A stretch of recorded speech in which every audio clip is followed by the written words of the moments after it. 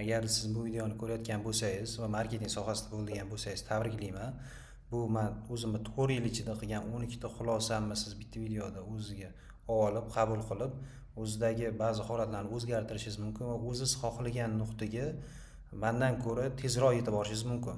Videoni oxirigacha ko'ring, sizga eng qimmatli ma'lumotlarimni, o'zim 4 yil ichida olgan 12 ta xulosamni bo'lishimi. Demak, boshladik. Xo'p, birinchi kelinglar videoni boshlashdan oldin tanishib olamiz. Ismim Abdulloh. 4 yildan beri marketing sohasida ishlab kelaman. Hozirgi paytda Performer nomli agentsiyaning asoschisiman. Bu agentsiyada bizlar nima xizmat ko'rsatamiz? Bizneslarga performance marketing orqali lead generatsiya xizmatini qilib beramiz. To'g'ridan-to'g'ri ularni sotuvlarni oshirishga yordam beramiz. Xo'p, endi videoni boshlasak bo'ladi. Birinchi navbatda marketing sohasiga endi kirayotgan bo'lsangiz yoki qanchadir yarim yil yoki 1 yil tajribangiz bo'ladigan bo'lsa, siz o'zingizga to'g'ri yo'lni tanlab olishingiz kerak. Hozir bu blokda to'g'ri yo'lni qanaqa qilib tanlash bo'yicha gaplashamiz. Xo'p, birinchisi siz xarakteringizga mos soha tanlashingiz kerak. Marketingni o'zi juda keng soha. Biz gaplashadiganimiz aynan digital marketingning ichida juda ham ko'p yo'nalishlar bor. Siz copywriter bo'lishingiz mumkin, targetolog, SMM manager yoki prodyuser bo'lishingiz mumkin, dizayner, sayt bo'yicha mutaxassis, umuman farqi yo'q. Siz qaysi sohani tanlashingizdan qat'iy nazar, uni oyiga qancha pul topishingiz yoki boshqa narsasiga qarab emas, yoki internetda odamlar qaysi tarafini reklama qilib ko'rsatganiga qarab emas, siz o'zingizni xarakteringizga shu soha mos tushadimi yoki yo'qmi, shuni aniqlab olishingiz kerak. Shunaqa kasblar bor, siz agar sotuvchilikni tanlab qo'ysangiz, lekin odamlar bilan gaplashish sizga noqulay bo'lsa, odamlarga sotish sizga noqulaylik tug'dirsa, bu kasbda siz o'ta qiynalishingiz mumkin. Shuning uchun mendan ko'pchilik so'raydigan tanishlarim yoki mutaxassis bolalar endi o'rganmoqchi bo'ladiganlar maslahat so'rasa, men aynan shu narsani maslahat beraman. Birinchi navbatda siz o'zingiz xarakteringizga mos soha tanlashingiz kerak. Xo'p, ikkinchisi kutuvni to'g'ri qo'yish.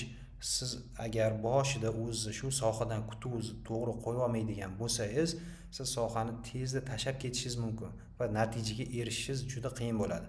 Ya'ni meni o'zimda bo'lgan narsa, men misol uchun 1 yil ichida ham sohada kuchli mutaxassis bo'lishni, ham ko'proq daromad qilishni, ham tanilishlarni xohlaganman, lekin u narsa bo'lmagan. Lekin kuchli mutaxassis bo'lgan bo'lishim mumkin, qaysidir ma'noda o'zim xohlagan darajada o'sha paytda. Lekin qolgan maqsadlarimga erisha olmaganim uchun o'zimga bo'lgan o'sha boshlang'ich etapda motivatsiyam tushgan va undan keyingi harakatlarimga o'sha paytda ta'sir qilib qolgan. Va o'shandan keyin men tushunganmanki, kutuvni to'g'ri qo'yish kerak. Agar siz hozir endi boshlang'ich mutaxassis bo'lsangiz, 6 oydan keyin qanchadir daromad qilaman, $500 yoki $1000 daromad qilaman deb turib, unga chiqa olmaydigan bo'lsangiz, unga kerakli sabablarni qilmagan bo'lsangiz, unda ham yetib borishingiz qiyin. Shuning uchun real kutuv qo'ying. Siz chiqmoqchi bo'lgan nuqtaga o'zi chiqqan odamlar qancha, ularni bosib o'tish vaqti qancha, siz yetadigan darajaga.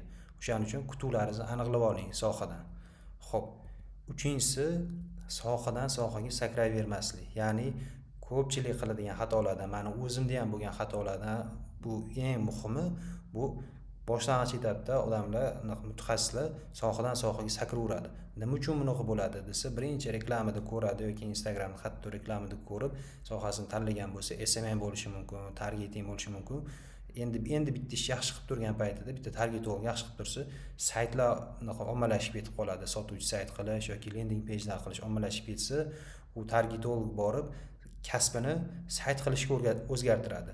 Ya'ni agar siz bitta sohada muqim turmasdan, shu sohani mutaxassisi bo'lib turib ishlamasdan, sohadan sohaga trend bo'lgani uchun sakraveradigan bo'lsangiz, odamlarning oldida sizni pozitsiyangiz yo'qoladi. Ya'ni siz endi odamlar targetolog deb tanib turgan joyda siz saytchiga aylanib qolasiz.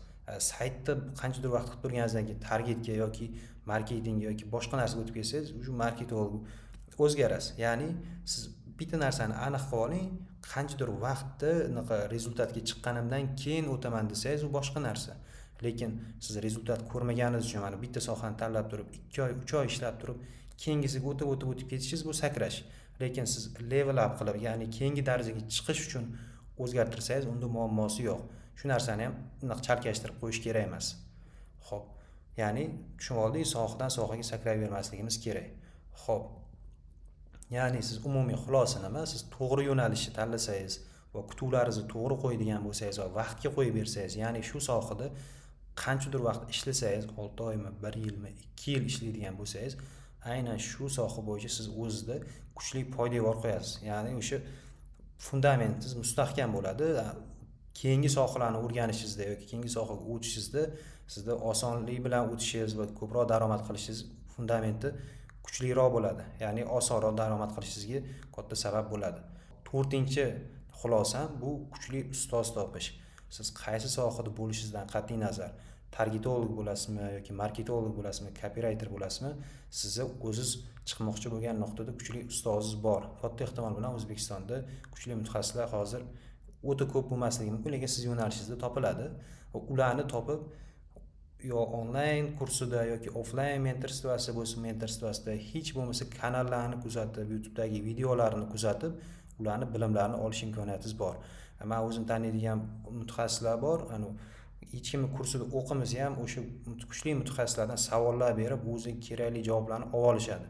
Siz hech qachon tortinmang, kuchli ustoz toping o'z yo'nalishingizda va o'sha odamning nuqtasiga yetib borish uchun to'g'ridan-to'g'ri ulardan maslahat so'rang. Bizda ko'pchiligimiz bo'lsa, ustoz topishdan qochib yoki kimdir moliyaviy tomondan qochadi yoki kimdir bizani marketing sohasida uyalishi mumkin yoki shu odamga shogird tushamanmi degan narsa bo'lishi mumkin-da. Bormasangiz, siz o'zingiz chiqmoqchi bo'lgan nuqtadan shunchalik uzoqlashaverasiz. O'zingiz bormoqchi bo'lgan maqsadingizga erishishingiz uzoqlashib boraveradi. Chunki ular siz bilmaydigan narsalarni biladi, o'sha narsani qilib bo'lgan. Siz bo'lsa o'zingizni yo'lingiz bilan borgunizcha u cho'qqiga, marraga umuman noto'g'ri yo'llardan ketib qolishingiz va uzoq vaqt ketkazishingiz mumkin. Xo'p, shuning uchun ustoz topish eng muhimi hisoblanadi. Chunki ustozingiz bo'lmasa, siz boyagi sohadan sohaga sakrash ham, bu sohalardan o'zi qo'yingiz to'lmay, oxirida chiqib ketishingiz ham mumkin bo'ladi. 5-inchisi meni xulosam bu o'zingiz bilimingizga doimiy investitsiya qilib borish. Xo'p, shu joyda bitta narsani tushuntirib ketaman. Ko'pchilik o'ylaydi, o'zini bilimiga investitsiya qilish kerak deganda qimmat mentorstvolarda yoki kurslarda o'qishim kerak deb o'ylaydi. Men o'zim mentorstvolarda bir nechta mentorstvolarda o'qigan odam sifatida aytaman. Mentorstvo sotib olishdan oldin men sizlarga shu yerda bitta lifehack berib ketaman. Tasavvur qiling, siz targetologsiz, marketing bo'yicha mentorstvoda yoki zapusk bo'yicha mentorstvoda o'qimoqchisiz yoki sotuv bo'yicha o'qimoqchisizda, siz bitta odam mentorstvasini $3000 yoki $5000 yoki $6000 yoki $2000 sotib olishingiz mumkin. Ularning mentorstvasini so'rasangiz shunaqa narx bo'ladi. Lekin siz ularni qay darajada ekspertligini bilmasligingiz, ularni sohasidagi bilimni faqat kontentlarni ko'rgansiz, konsultatsiyasini olib ko'rishingizni tavsiya qilaman. Ya'ni siz $2000-$3000 ga mentorstvo olishdan oldin $200 ga konsultatsiya olib ko'ring, 1 soat o'zingizning muammongizga yechimni olib ko'ring. Agar o'sha muammoga sizga kuchli konsultatsiya orqali yechim beriladigan bo'lsa, keyin ularning produktlariga qiziqsangiz, keyin qimmatroq produktini sotib olsangiz, siz ertaga u mentorstvodan ham ko'nglingiz to'ladi, ertaga u ekspertdan ham norozi bo'lib qolmaysiz. Agar $200 konsultatsiyadan qiymat olmaydigan bo'lsangiz, siz u qimmat kursni hech qachon sotib olmaysiz. Kurslardan tashqari texnikalaringizga ham investitsiya qilsangiz bo'ladi. Misol siz sohani o'rgandingiz, boshida siz oddiy Celeron kompyuter yoki qanaqadir oddiyroq kompyuter ishlatishingiz mumkin. Shu holatda MacBookga o'zgartiradigan bo'lsangiz, ishingiz sizni yanada tezlashadi. Bu investitsiya bo'ladi. Ishingiz yanada tezlashadi. Siz proyektlaringizni, ishlaringizni osonroq va tezroq bajara olasiz. Bu sizni tezroq o'sishingizga yordam beradi. Xo'p, keyingisi 6-inchisi Instagramda hamma narsaga ishonib qolmaslik yoki har kimga ham ishonavermaslik. Bu narsa boyagi kutuvlaringizga o'z-o'zidan bog'liq. Agar siz hozirgi nuqtangizda, misol uchun 6 oydan keyin yoki 1 yildan keyin bu nuqtaga chiqaman deb harakat qilasizda, kimnidir kuzatasizda, ularni kuzatib 6 oy, 1 yil ishlaysizda, lekin o'sha bir nuqtangizga chiqqaningizda ham Instagramda ko'rgan odamlaringizni har bittasiga ergashaveradigan bo'lsangiz, sizning motivatsiyangiz tushib ketadi. Ya'ni siz o'zingiz orzu qilgan nuqtangizga yetganingizda ham o'zingizdan ko'nglingiz hech qachon to'lmaydi. O'shaning uchun hamma narsaga ishonavermang. Instagramda hamma ko'rsatilgan narsalar ham rost emas. O'shaning uchun o'zingiz yo'lingizni o'zingiz qurishga harakat qiling. Boshqalardan ilhom olish yaxshi, lekin ularni hayotini kuzatib, o'zingizni botqoqlikka botkizib yoki ularni oldida o'zingizni loser his qilish hissini yo'qoting. Ya'ni ishonchni o'zingizdan oling. Ya'ni boshqalardan motivatsiya olmang, ichingizdan harakat, ichingizdan chiqish kerak. Aytadi-yu, agar tuxum ichkaridan yorilsa jo'ja bo'ladi, tashqaridan yorilsa qozonga uchadi. Boshqa narsa emas. O'shaning uchun motivatsiyani tashqaridan izlamay, Instagramda yoki boshqa tarmoqlarda ko'p vaqt o'tkazishdan oldin o'zingiz ustida ko'proq ishlashga harakat qiling. Xo'p, 7-si bu yondosh sohalarni o'rganish. Agar siz o'zingiz sohangizda kuchli mutaxassis bo'ladigan bo'lsangiz, siz boshqa sohalarni ham tushunishingiz kerak.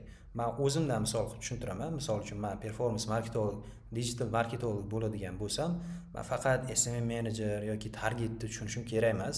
Men umumiy jarayonni tushunishim kerak.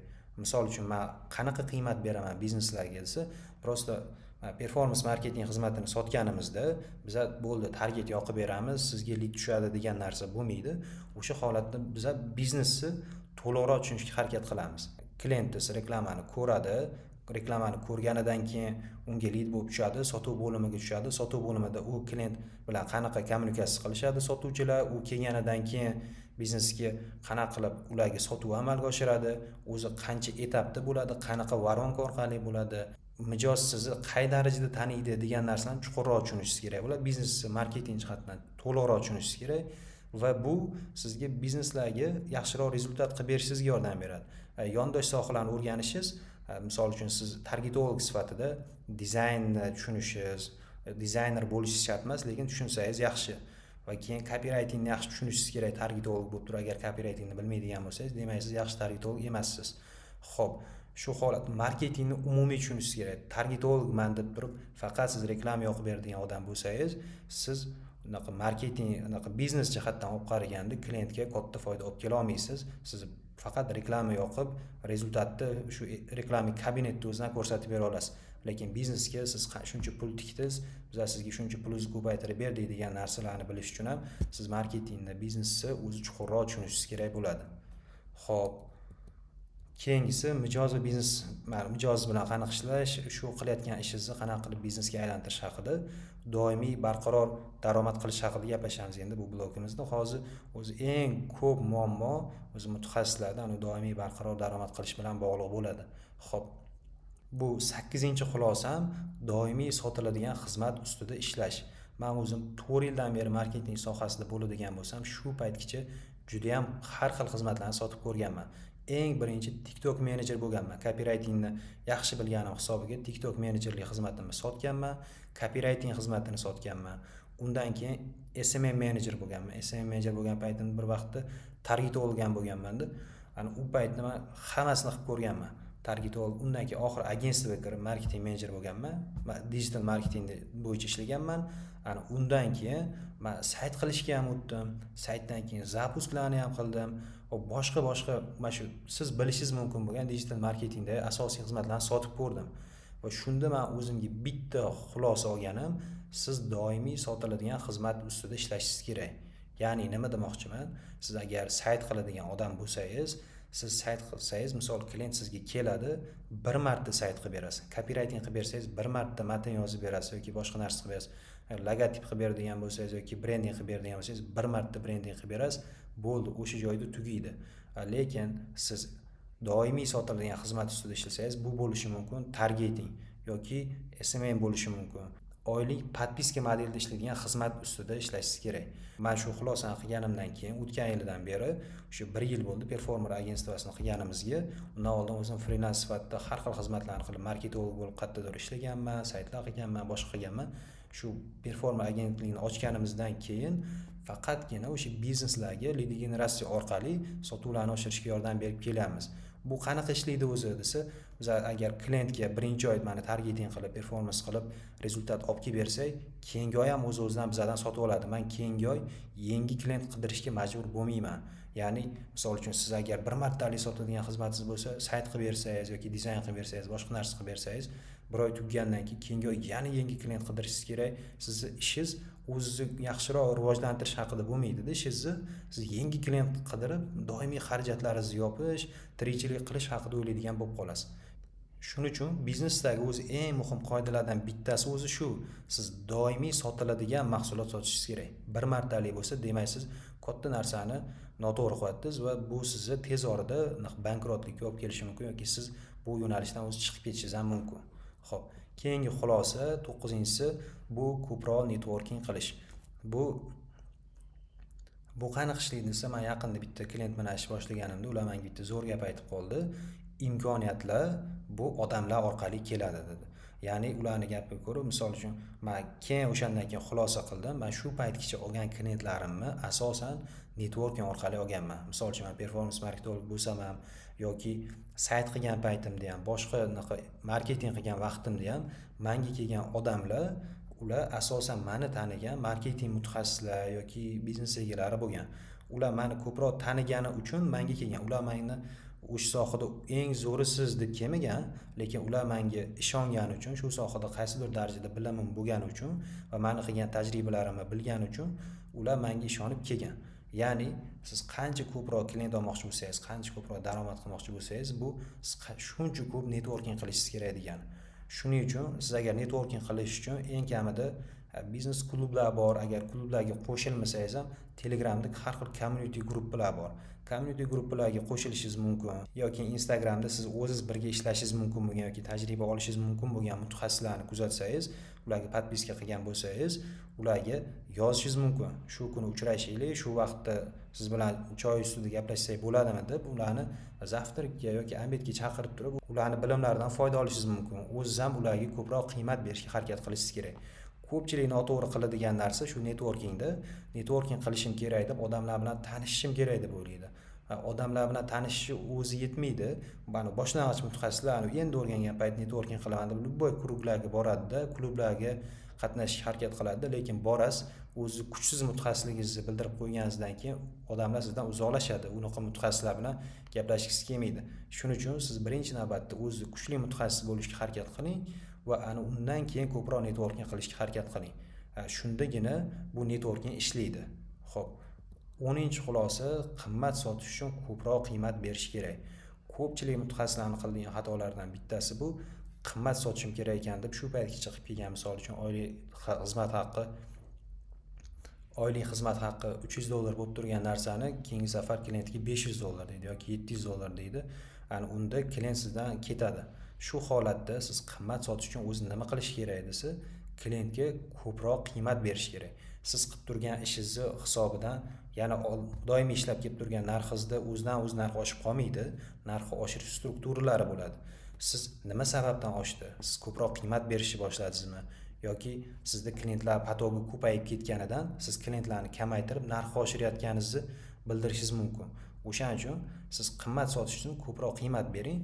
Ko'pchilik qiladigan xato, o'zi ko'p qiymat bersa ham ularni sanab bermaydi klientga. Misol uchun siz targetolog sifatida targeting yoqib beraman deb prosta siz $300 yoki $500 gaplashgan bo'lsangiz, ko'proq qiymat berishingiz uchun siz nimalar qilayotganingizni sanashingiz kerak. Misol uchun siz auditoriyani segmentlarga ajratib chiqasizmi, kastet xulosasi bo'lsa, ana undan keyin siz reklama ssenariylarini yozib berasizmi? Reklama ssenariylarini yozib berganingizdan keyin ularga TZlarni to'g'ri berasizmi? Syomkalar uchun, montajlar uchun TZ berasizmi? Sotuv bo'limi bilan kommunikatsiya bo'ladimi? Sifatli lidlarni xulosa qilib, yana yangi reklama kreativlar ustida ishlash yoki yangi sotuv varonkalarini kashf qilasizmi? Nimalarni qiladigan bo'lsangiz, hammasini batafsil yozib chiqing. Shu qiymatingizni keyin klientga ko'rsatib bering. Ana o'shanda siz ko'proq qimmatroq sotishingiz mumkin bo'ladi. Xo'p, 11-si ishlaringizni o'z vaqtida topshiring. Ya'ni bu men o'zim eng muhim deb biladigan xulosalarimdan bittasi. Ya'ni siz zo'r mutaxassis bo'lishingiz mumkin, sizni zo'r networkingingiz bo'lishi mumkin, lekin sizga kelgan klientga shu kuni bitirib beraman degan ishingizni o'z vaqtida bitirib bermadingizmi, bu sizga birinchi tamg'ani olib keladi. Ya'ni mas'uliyatsiz degan tamg'ani olib keladi. Keyin sizga klientlar chiqishi kamayib boradi. Ming zo'r mutaxassis bo'lsangiz ham, siz ishlaringizni o'z vaqtida bajarib bermasangiz, unda sizga klientlar ishonmaydi. Shunaqa bo'lishi kerakki, mana shu joyda mutaxassislar qanaqa qiladi? Misol uchun zo'r narsa, zo'r produkt qilib berishim kerak, zo'r xizmat ko'rsatishim kerak deb kechiktiradi-da, lekin siz zo'r narsani 3 kun kechiktirib topshirganingizdan o'rtacha narsani siz o'z vaqtida topshirganingiz klientlarga qadrliroq bo'ladi. Hozirgi paytda shu narsa muhim. Shuning uchun mas'uliyatli bo'lish ustida ko'proq ishlash kerak bo'ladi. Xo'p, 12-si mijoz bilan doimiy kommunikatsiyada bo'lishingiz kerak. Ya'ni sizga klient pul to'ladimi? Sizga pul to'lagandan keyin siz onlayn ishlaymiz, biz asosan onlayn ishlaganingiz uchun qanaqa bo'ladi desa, klientlar katta yoshli odamlar yoki o'zimizdan ozgina yoshi kattaroq bo'lishi mumkin, lekin ular sizni kommunikatsiyada bo'lib turmasangiz, telefon qilib yoki Telegramda nima ishlar ketayotganini ko'rsatib turmasangiz, ular xayolidagi xuddi ish ketmayapti deb o'ylab qoladi. Chunki ular misol 4 million, 5 million oylik berib ishxonasida oylikka o'tkazib ishlatishga o'rgangan odamlarni va siz bo'lsa borasida $500 targeting xizmatim deb turib, ham biznes egasi oylik shu paytgacha oxirida berib o'rganib qolgan, siz bo'lsa oldindan ham olasizda, ham yo'q bo'lib qolasiz. Nima qildingiz, qanaqa qiymat ko'rsatdingiz, nima ish qilib berdingiz biznesga degan narsalarni kommunikatsiyada bu ko'rsatib turmasangiz, o'sha mijoz sizdan unaqa ko'ngli soviydi, ya'ni sizga ishonmaydi, unaqa ish qilayotganingizga ishonmaydi. Agar so'raganini tashlab bersangiz, unga уже foydasiz bo'ladi, chunki o'zini ichida xulosa qilib bo'lgan bo'ladi, siz ishlamayapti deb tasavvur qilib bo'lgan bo'ladi. Ana o'shaning uchun mijoz bilan doimiy kommunikatsiyada bo'lishingiz kerak. Bitta narsani o'z uchun xulosa qilib olishingiz kerak. Ana jahl chiqqan paytda istalgan klientni chopib yuborish kerak emas. Ya'ni sizni jahlingizni chiqaradi, lekin sizga to'g'ri klient bo'lsa, o'zi yo'nalishi to'g'ri bo'lsa, sizga foyda olib kelib turgan bo'lsa, har doim klientlarni chopib yuboraverish kerak emas. O'shaning uchun ular bilan to'g'ri kommunikatsiyada bo'lib turib, muammoni aniqlab, nima uchun shu jarayon sizga yoqmayapti, qaysi joyda kamchilik bo'ldi deb aniqlab, o'sha kamchilikni to'g'rilash ustida ishlashingiz kerak. Agar siz yoqmagan klientni bo'ldi chopaman, ketadi, bo'ldi bu bilan ishlamayman desangiz, sizda xuddi shu muammolar boshqa klientlaringizga ham qaytarilaveradi va siz o'sha muammoga duch kelganingizda doim tashlab ketishga odatlanasiz. Oxiri unaqa bitta sohada o'zi yaxshi natijalarni ko'rsata olmaysiz. Eng yaxshi natijalar uzoq muddat ishlangan klientlar bilan bo'ladi o'z-o'zidan. O'shaning uchun sizga ishonch bildiradigan va siz bilan uzoq muddat ishlaydigan klientlarni ko'paytirish ustida ishlash kerak bo'ladi. Videoni qisqacha xulosa qilamiz. Birinchisi, siz xarakteringizga mos soha tanlashingiz kerak. Ikkinchisi, kutuvlarni to'g'ri qo'yishingiz kerak. Uchinchisi, sohadan sohaga sakrayvermasligingiz kerak. To'rtinchisi, kuchli ustoz topishingiz. Beshinchisi, o'zingiz bilimingizga investitsiya qilishingiz kerak. Va oltinchisi bo'lsa, Instagramda hamma ko'rganingizga ham ishonavermang. Yettinchisi, yondosh sohalarni o'rganing. Sakkizinchisi, doimiy sotiladigan xizmat sotishga harakat qiling. To'qqizinchisi, ko'proq networking qiling. Qachonki siz kuchli mutaxassis bo'lishni boshlaganingizdan keyin, boshlang'ich etapda emas. 10-inchisi, qimmat sotish uchun ko'proq qiymat bering yoki berayotgan qiymatlaringizni ko'rsatishni boshlang. 11-inchisi, o'z vaqtida topshiring ishlaringizni. 12-inchisi, mijoz bilan doimiy kommunikatsiyada bo'ling. Videoni shu joygacha ko'rgan bo'lsangiz, sizga foydali bo'ldi deb o'ylayman. Agar siz marketing sohasida qanchadir tajribaga ega bo'lgan mutaxassis bo'lsangiz, ko'proq shunga o'xshash foydali kontentlar olishni, keyingi etapga o'tish haqidagi videolar qiziq bo'ladigan bo'lsa, YouTube kanalimga obuna bo'lib qo'ying. Bundan foydali videolarni joylab boraman. Hammaga rahmat.